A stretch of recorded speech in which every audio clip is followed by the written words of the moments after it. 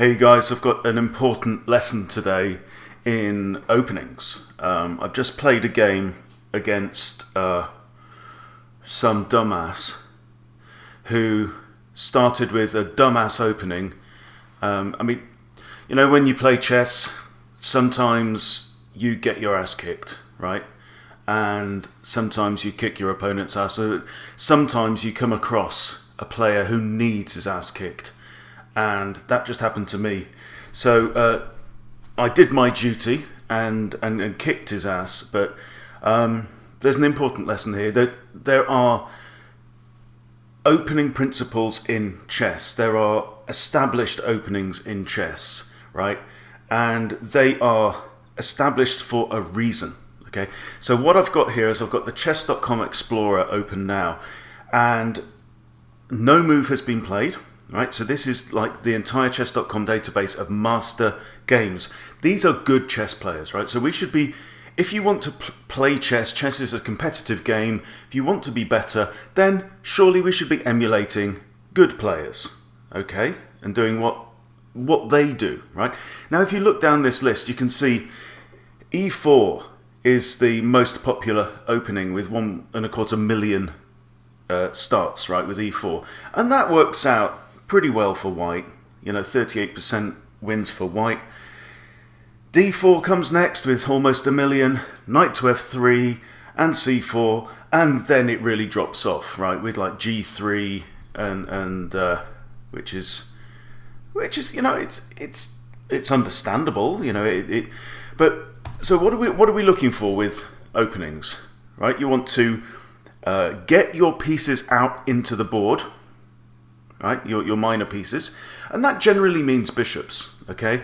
Your knights can get out into the board anyway. Your knights can jump over pieces, so they don't need help to get out into the board, but your bishops do, right? So let's say you're white, here are your bishops, and which pawns are in the way of those bishops? These ones, okay? So you've got the d pawn and the e pawn, and you've got the b pawn and the g pawn.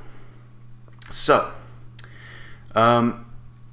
the reason why the most common moves are d4 and e4 is because those moves not only allow one of the bishops to come out into the board, but they also help to dominate the center and control these important central squares and prevent your opponent, in many cases, from putting a piece on those squares. Now, they are good, sensible opening moves. They've got more than one purpose to those moves.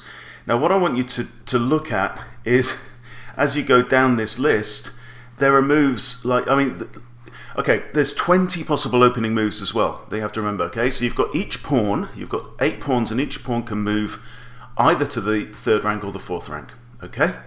So that makes 16 moves, right? 16 of them.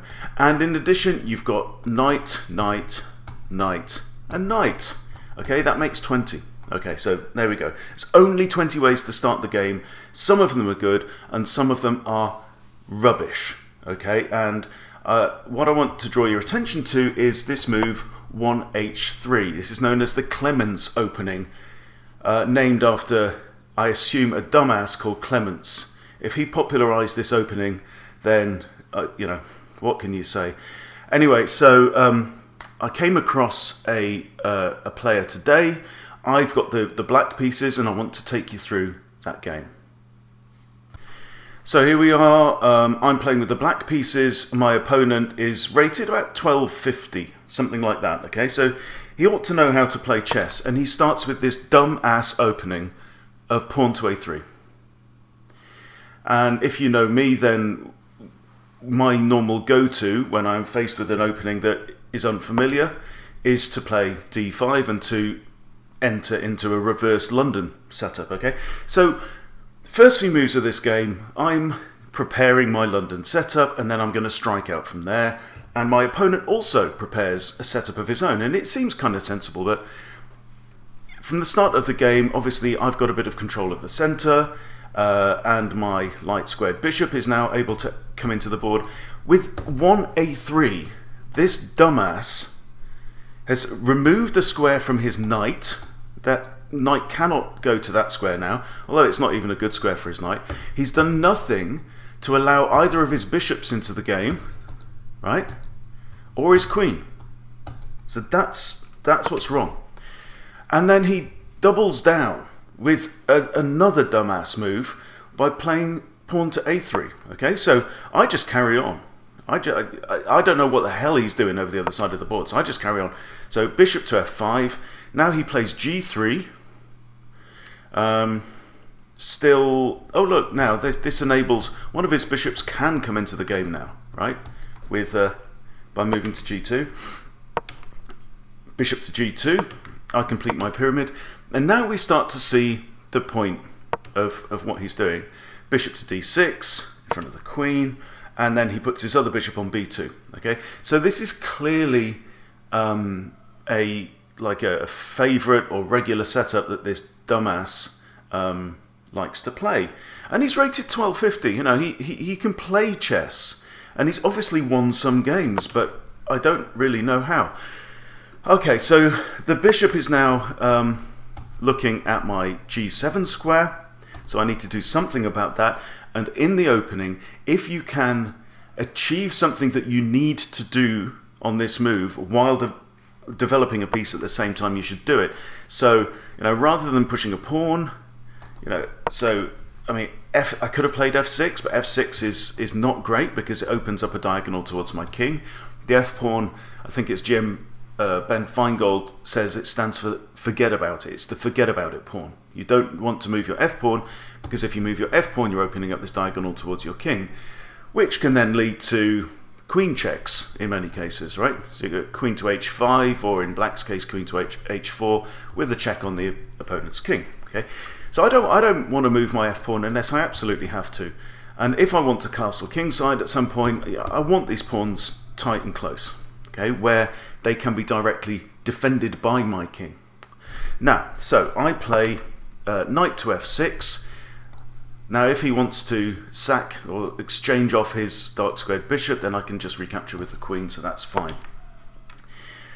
Now the dumbass plays knight to f3, thereby blocking in the bishop that he's just fianchettoed on g2, and I carry on. So we're just about there now with the reversed London setup.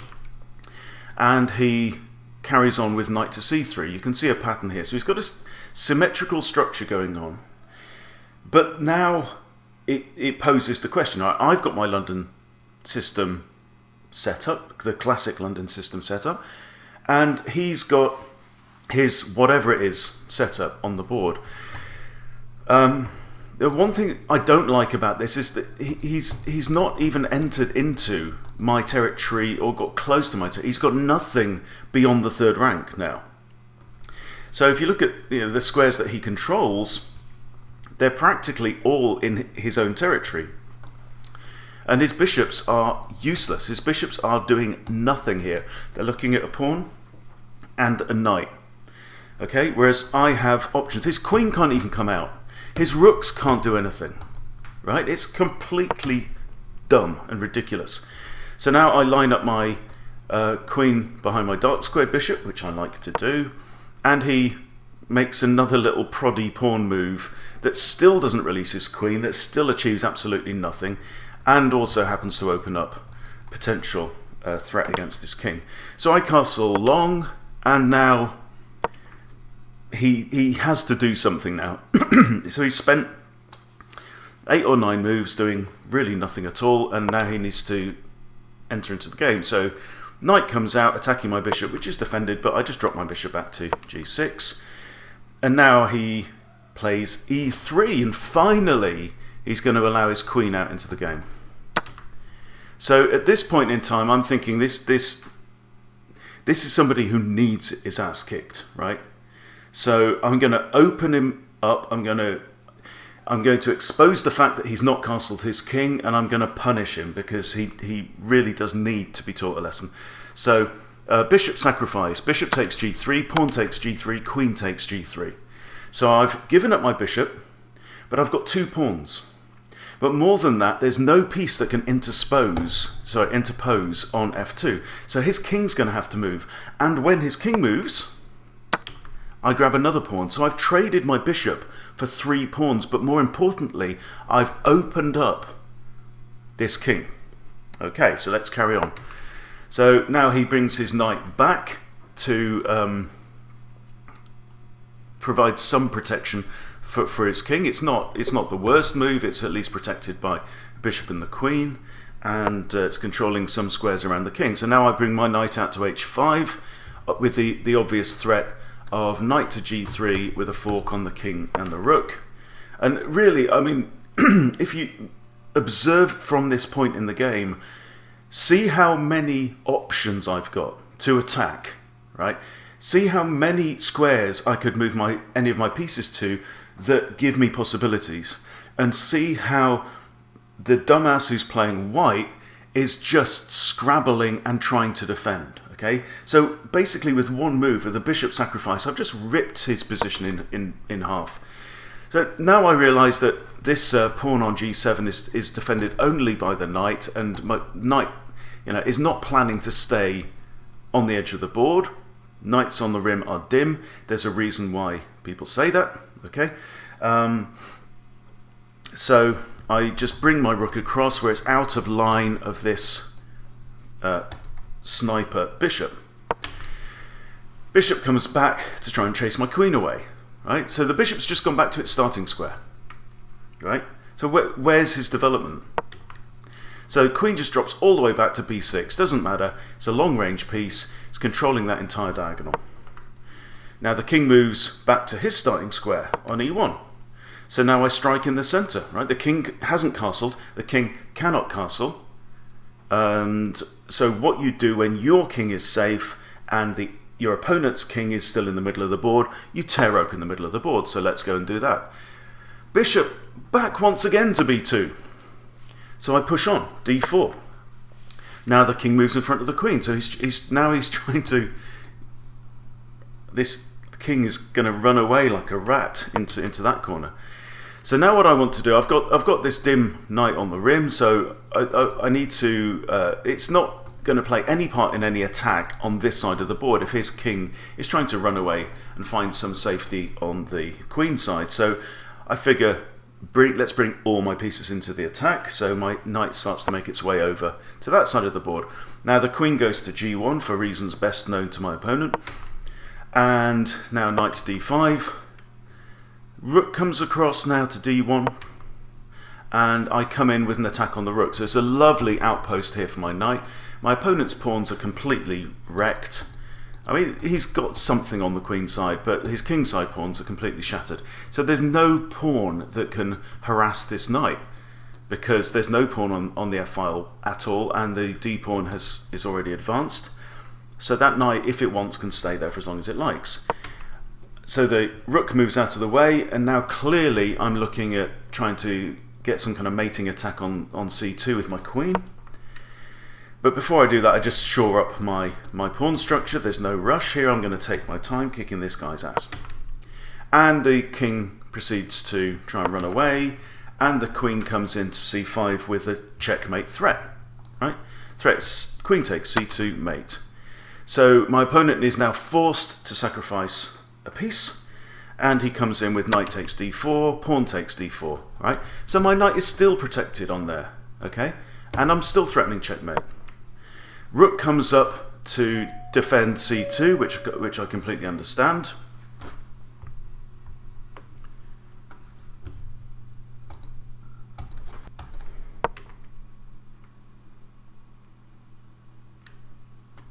Also notice here that these two pawns can actually be captured because their only defender, which is the pawn on c2, is in an absolute pin. So that pawn cannot recapture either on d3 or b3. And I have my bishop lined up against the d3 pawn. So my opponent now plays rook to e2, which makes sense. It's the second defender of this pawn. But I just come in and grab the pawn on d3. So now I have 3 attackers against that pawn. Now the queen comes in a desperate attempt to provide a third defender, but it really doesn't matter because I can just grab the rook with my bishop Queen recaptures now. I'm now basically a full rook up, and so I just bring my knight in now, so my knight could swap itself off with white's knight there. And at this point, my opponent abandons the game, and I completely understand, because it's entirely losing. And I think actually a good move next would have been d3, threatening both the queen and this pawn here, which can't capture. So yeah, completely ridiculous way to start a game of chess. And the thing you need to understand, I mean, first rule is, if you think that opening with moves like h3, a3 makes sense, then you really need to give your head a wobble. And play respectable, solid openings. And I think this game is just a brilliant example of why that matters. Right? If my opponent, let's just go back. We'll go back a few moves, right? Go back to the start and just, I want you to see how few options this dumbass has in the game because of the stupid dumbass opening that he used, right? So now he's got no control of the board, right? I'm controlling now these two squares. What's he got? What's he got that he didn't have at the start of the game? He's got control over a couple of squares on the wing, and I've got control of two central squares, right? Now I come out with my bishop, and I've got, I'm starting to penetrate into his position.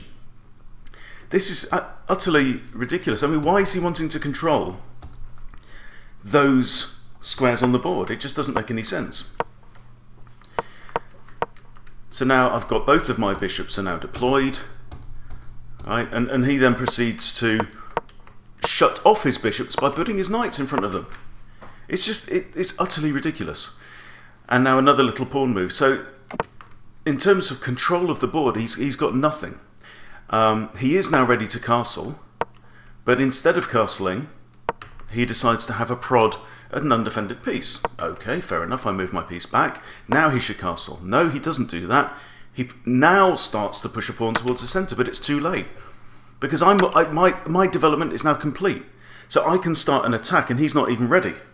Okay, so I come in with it's crushing. Sacrifice my bishop, but I get 3 pawns and bust his king out into the open. So don't play stupid ass openings, right? There are standard openings, and don't play stupid ass first moves. For one thing, there's a very good reason why some of these first moves that we saw on the list. Let's just pull up the list again.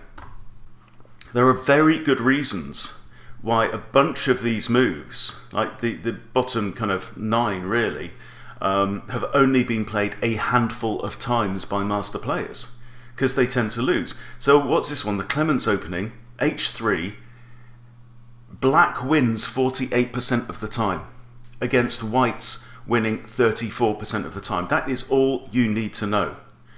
Right? White should have the initiative at the start of the game, and white should endeavour to keep that initiative. Playing stupid, dumbass moves like that at the start of a game is just throwing away the slight advantage that you have as white at the beginning of the game. So don't do it.